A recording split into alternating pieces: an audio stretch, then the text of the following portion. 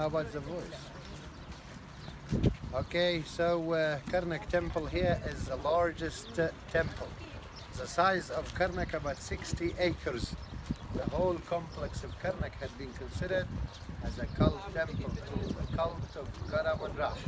So the temple had been dedicated to the triad of Amun, the master god. Amun-Ra, the master god, and his wife, goddess Moon, his son, God Khonsu, the god of the moon. Karnak got 8 entrances. This is the main official entrance of Karnak Temple. So Karnak used to serve like a church, like a mosque, for the prayer, for the cult of God Amun-Ra. The complex had been built by different kings.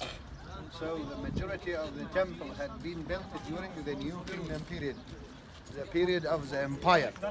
During that time, Egypt was large empire, extended southwards till Somalia, contained Ethiopian land, Sudanese land, upper and lower Nubia, the whole area of Mesopotamia like Syria, Lebanon, Palestine, Jordan, and Asia Minor, islands of the Mediterranean Sea like Cyprus Island, Crete Island, Malta Island. So the majority of Karnak Temple had been built during the New Kingdom period, which started 1550 years before Christ, beginning of the 18th dynasty, which had been founded by King Ahmose, lasted till the end of the 20th dynasty, 1069 years before Christ. During that time, the capital of the whole empire was in Luxor. So Luxor was the most richest, the most wealthy city during that time. So additional chapels added after the time of the New Kingdom, like 25th dynasty, Nubian King Itaharka added Hall of Columns here.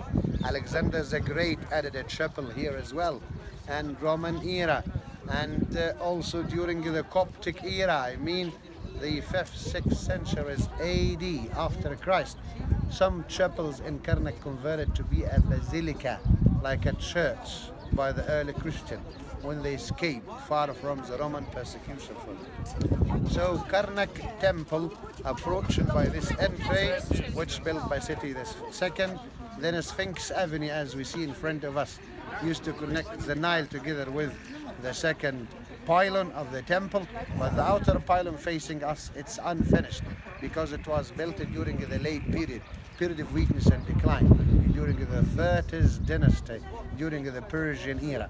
Then Hall of Columns built by King Ramesses II, accomplished by Ramesses II, the largest one, 134 columns there, and the largest hypostyle hall, 5,400 square meters, very huge, and it should be roofed, the roof of sandstone.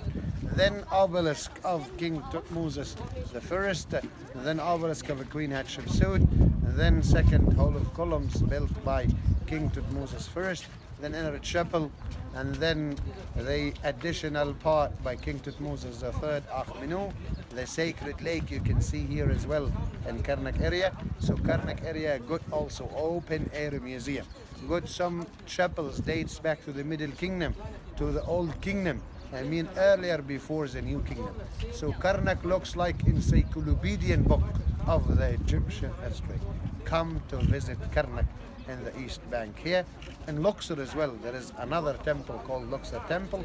In the West Bank, as we will see tomorrow, Valley of the Kings, Valley of the Queens, Hatshepsut Temple, tombs of the nobles, rich people of the New Kingdom, like a prime minister, royal engineer, royal scribe, the governor of Luxor, prime minister, royal high generals of the army, the noble people, daily life activities depicted there.